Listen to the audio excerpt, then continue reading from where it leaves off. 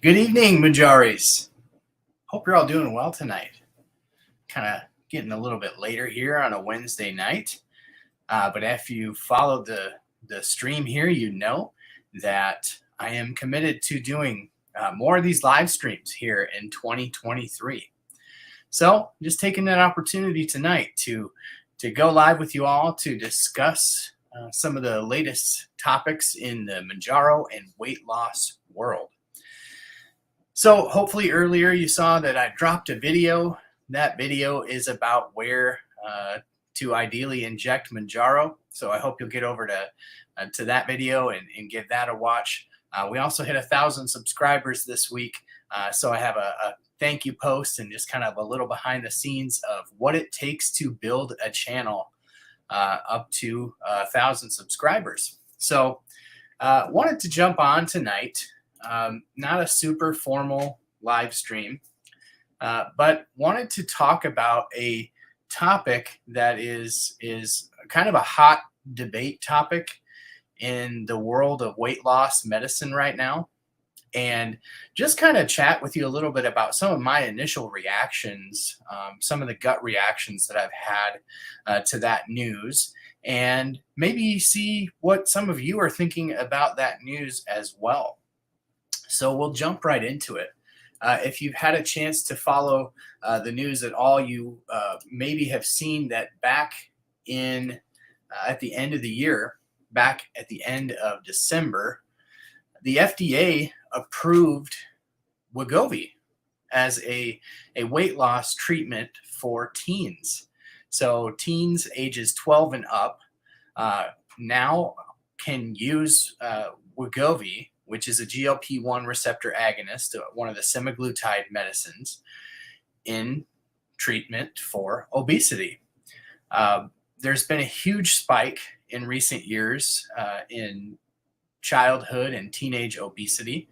Obviously, something that we need to get a hold of.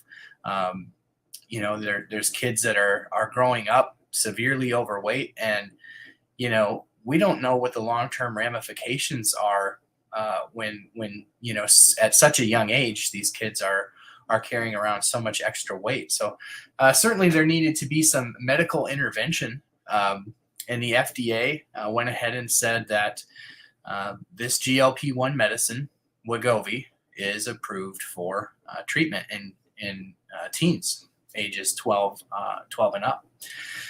So Wegovy, just a little background, was approved for adults to use for the treatment of obesity back in June of 2021. And it's made by a company called Novo Nordisk.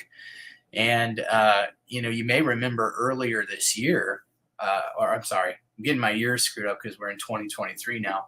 But late at the end of last year, I should say, they were experiencing some major shortages in the drug Wegovy. And because of that, you had a lot of people that were switching from Wegovy to some off-label uses of medicines like Mounjaro. And that really kind of kinked up the supply chain in Mounjaro, and as well as some of the other semaglutide medicines like Ozempic, which is the sister drug of Wegovy. And so, yeah, it's kind of created a little bit of chaos. So it's interesting timing that it was approved by the FDA, kind of right in the middle of a Wegovy shortage. But yeah, not to get too off topic, but the obesity rates in adolescents ages 12 through 19 have gone up significantly in the past 5 years. And researchers are predicting that in the near future, those numbers are just going to continue to climb and continue to climb. So I'll just kind of pause right here. Sue YouTube popped on with a question and says, does Novo Nordisk have any other semaglutides in the pipeline like Eli Lilly other than Wegovy or Ozempic?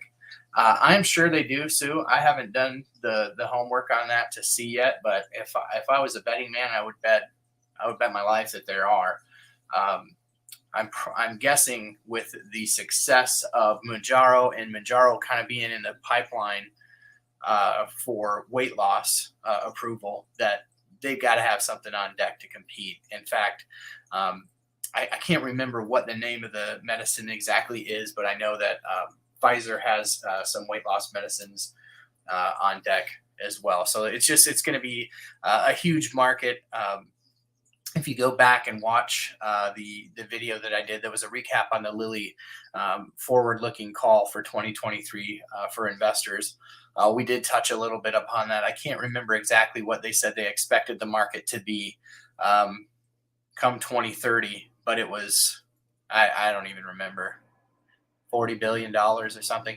So they're going to have to, all these drug companies have to have something in the pipeline.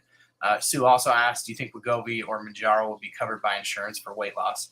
That's a great question, Sue. I don't know if you got the chance to watch the Friday Night Live from last Friday, but Michelle H. was so kind to grace us again with her presence and share some of her just endless amounts of information that she has. She's just so sharp, and it's so great to be able to have her on the channel. She's a huge asset. But in that interview, she talked about the importance of talking right now to your employer, because it's really not about the insurance companies approving medicines for weight loss or not. It's about your employer opting into part of the insurance plan that does cover weight loss medicines. So I think it's going to be out there, Sue. I think the bigger question is your employer going to cover it? So one of the things that I would encourage you to do right now is take a look at your plan and see if weight loss medicines are currently on the list of approved medicines. And if they're not, now is a great time to go back and watch that interview from last Friday with Michelle, kind of right in the middle of the live stream there, where she gives some really good advice about how to talk to your HR person about adding those medicines, because they should be able to do that now for next year. So I think there will be coverage. It's just a matter of, will your employer participate in that coverage? I know for my current situation, nothing bariatric is approved, and I've said on the channel before, and I'll kind of say it again, that I'm kind of fortunate in that regard that I have the type 2 diabetes diagnosis, because it does allow me to get these medications through the diabetic code. So yeah, I appreciate the question. Appreciate you chiming in there, Sue, and always joining us on these live streams. So yeah, as they predict, these obesity rates will continue to climb during childhood. And, you know, I'm a huge proponent, if you've watched this channel, of doctors and patients making decisions about their health together without outside intervention. And I certainly believe that spills over into you making decisions with your doctor that are in the best interest of your child. And certainly, you know, the FDA has gone through their rigorous protocols to say, you know, this is a worthwhile treatment for teens. I think it does pose some other questions that I think that we should be asking ourselves. And I'm not proposing that I have the answers to these questions. I'm just kind of proposing that they're questions that we ought to be asking of ourselves. What does that do to a child's psyche to be put on a weight loss medication at a young age, right? Michelle H has some good information on this, and perhaps we'll have her back on the channel to discuss this a little bit. I know also in our Discord, I had some good dialogue with Melissa. And Melissa had made a good point on this specific topic, as well as that we should also be looking at, you know, what, in addition to looking at what the effects might be for a child's psyche to be on a weight loss medication, also what the effects are of the ridicule that they face just by virtue of carrying extra weight. And we all know how cruel that kids can be. So I think that's something that we need to examine. I think also, I don't know that there's any real way to know the long-term implications of using like a GLP-1 agonist. I don't think we even know that answer all that well in adults. I'm talking long term. I'm talking 20, 30 years. Uh, so that's something I think that we need to just keep in the back of our mind as these kids are kind of going through the puberty age. Like, could that pose long term uh, side effects? Again, not something that I'm saying I have the answer to. I'm just saying something we should be considering. Um, Certainly, the flip side of that argument is, what are the long term implications? Like I started the video off of children carrying around all that extra weight at such a young age, which is a newer health problem in the United States. The other thing that kind of jumps out to me is also, is this a band-aid for parents maybe not making the best decisions on behalf of their children from a nutrition standpoint? Now, I realize this is a touchy subject, and it's something that you kind of have to be a little bit delicate with. But certainly, I use the analogy of like ADHD medications, which are great, and can really help folks who struggle and children who struggle with ADHD. I was one of them. I was on them for years and years and years. But I do also know that there were a fair amount of kids who maybe the medicine was the first line of defense instead of behavior modification. And I wonder if there might be some overlap here. Again, I'm not positing that I have any answers to these questions. I'm just saying, again, these are questions that I believe that we should be asking of ourselves as we look at this. I also think that this is also just a sad commentary on the general health of people in the United States, and maybe the way that we looked at health in general in the United States. It's just, that we've gotten to this point. I think it's just kind of a sad state of affairs. I will also say, I think these medications are a godsend, to help us kind of right the ship. And certainly there are complexities with obesity and genetics that we don't understand now necessarily. And so if there's an early intervention, I think that is an exciting thing on balance. Cheryl's wondering what Wegovy costs out of pocket. I really don't know the answer to that question. I think it's right up there with Mounjaro, probably right around that $1,000 a month. I know that there are compound semaglutide options that are a bit cheaper, but I would imagine right around that $1,000 a month is probably right around where it goes. But I also believe that there's just like with Mounjaro, Cheryl, that there's a coupon that you can use for Wegovy that is similar to Mounjaro, that if you don't have insurance, you're able to get some coverage. Mrs. Bell said most teens, let alone adults, fear needles. That's absolutely true.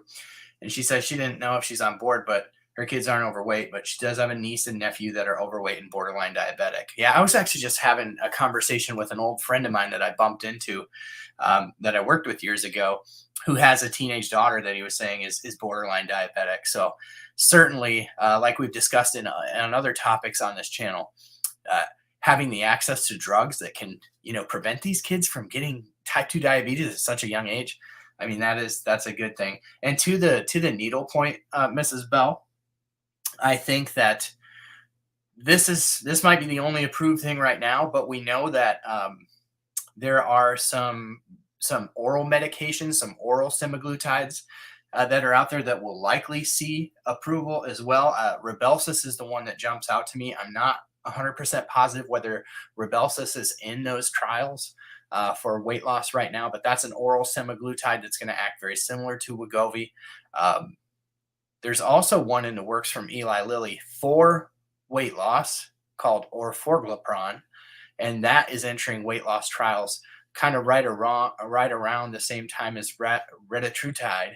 Retatrutide. So those are both weight loss medications. The orforglipron, I believe, is an oral that Eli Lilly is working on as well, and hopefully those will kind of get thrown in the same bin here with Wegovy, so that they don't have to worry about the needles as much. Mrs. Bell said their mom doesn't seem to care, and you said it, not me. Like those are the kind of fears that I have, that like some people have just like blown that for their kids, and it's sad. But the flip side, that there's medicine that can help them, even though they may have been let down in that way. Um, maybe not given the best guidance. And some of it, sometimes, Mrs. Bell, is access. Sometimes kids don't have access to healthy foods, and that's, so having access to something that can kind of compensate for those challenges would certainly be a positive. Then the question becomes about the medicine, access to it. So YouTube, I got a kick out of your comment today that when you did your injection, I think you said Sima who tied. So you're welcome for that. So yeah, it's just it's interesting. Interesting news for sure. I think one of the things that I was going to add to that is, if you just take a look at the standard American diet, I was thinking about this today, and it's no coincidence, I think, that the acronym for standard American diet is SAD. There's so much processed crap that our bodies just were not designed to ingest, frankly. But those are often foods of convenience. They're often foods that are cheap and accessible, and that kind of goes to, I think, some of what's causing these obesity issues in children, where they have easier access to cheap food, and the cheap food is usually the SAD, standard American diet, processed crap, high in processed carbohydrates, high in processed sugar, and stuff that is just all very, very hard on your system. So something to counteract that is exciting to think about. So the new indication for Wegovy in teens is an exciting thing, I think, on balance. Also, maybe a little bit of an indictment on our sad, diet in America, and kind of how we've treated food in general. And yeah, I just think we can do better on all fronts. But I'm thankful for these drug companies who have put in the research, put in the money to make these advancements, so that while we're getting that all figured out, there's an option to kind of right the ship. So that's kind of my take at a glance on this topic.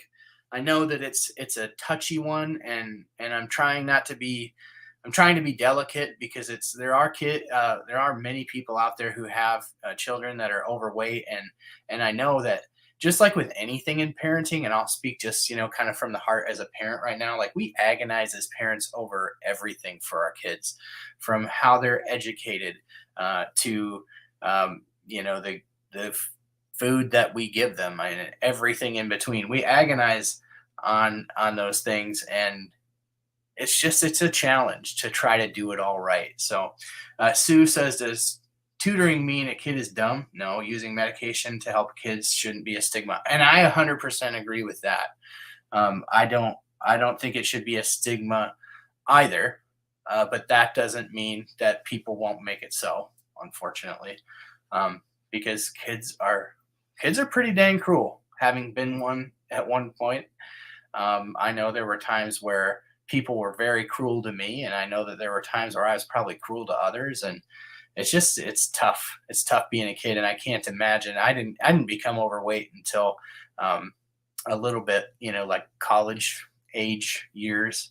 I can't imagine having gone through as a young child, like 8-10 years old, being overweight. I know I can think of a couple and that were overweight maybe when I was in school, and they just were not treated well. And so, yeah, I agree, Mrs. Bell. You have to speak the truth, and yeah, being delicate while what do we call it? We call it speaking the truth in love. Because I think that most of us as parents are trying to do right by our children.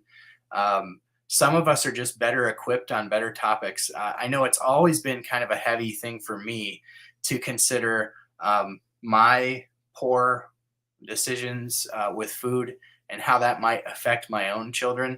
It's certainly something that I've given much thought to. I think that what we have that really is great for our kids being homeschooled.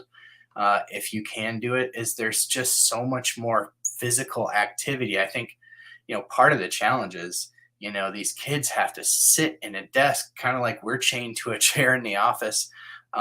Kids have energy to burn, and when they have to just sit in a chair all day, um, I think that that's part of the challenge. So working in more physical activity with the way that kids are educated, I think would go a long way to just get them moving. They're designed; those little kids, they just have so much energy. I have 4 little ones, and I just often think like, I wish I could bottle that up and wake up with that kind of energy. So I'm thankful for my wife and the dedication she has to raising our kids at home, and for the ability that they have to run around and play all day. I know that that's not everybody can do that, and so I'm thankful for that for my kids. It definitely helps them keep the weight off. They don't always eat the best either. I mean, they're I feel some days like all my kids will ever eat is fries and nuggets, and so getting them fighting those battles is not easy as a parent. But they're little and they got a lot of energy. So the more that they can burn it off, the better. Um, I didn't plan on this being a very long live stream tonight. I certainly appreciate each one of you who has joined tonight, and each one of you has contributed in the chat. Some familiar names: Mrs. Bell, thank you. Susie, thank you for joining. You're here an awful lot, and I just really appreciate you. Like I always say on these videos, you guys are the best part of this channel. You'll notice in a lot of my videos, I refer to us, and that's the community. That's those over on the Discord who help contribute to the topics that come up on this channel. It's those of you who are in the chat contributing and facilitating dialogue with me here. It's what makes this channel great. I'm looking forward in 2023 to more of these live streams, impromptu too, because like I just enjoy it. I enjoy dialoguing with you. Thank you, Mrs. Bell. You're too kind. You're too kind. And I think you're amazing. And I really enjoy interacting with all of you. Hey, if you haven't already, I will link it in the description of this video, but you can pretty much go back to any of my videos that I've done recently. There's a link to a Discord, which is, if you're not familiar with Discord, it's just like a big chat room, but they're specific to a topic. So there's this one that's set up for Mounjaro by BJ Davis, who also has a YouTube page. And BJ is just an excellent guy. I call him the King Mounjarian. He set this up, and there's about 100 of us over there. And we just have such great conversation. If you're having side effects, if you have questions that I'm not able to answer here, the Discord is a great place to do that. I always like to plug it on my channel, even though it's not my Discord. I just get so much value from it, and I just love the people over there, and I hope that you'll join us over there. So with that said, I hope those of you who are able to join us Friday night for Friday Night Live. We had a good time last week. I'm this close to having something really cool set up for Friday, but I don't want to promise it before I have it in the bag. But it'll definitely be coming soon, if not this Friday. But we'll have a good time. We'll do another live stream. Hopefully we'll be able to get 30 or 40 people on there contributing to the chat. I appreciate all of you who joined tonight. I hope that you have a great rest of your Wednesday night. Thanks for joining late, and we will see you again soon. Thanks for joining.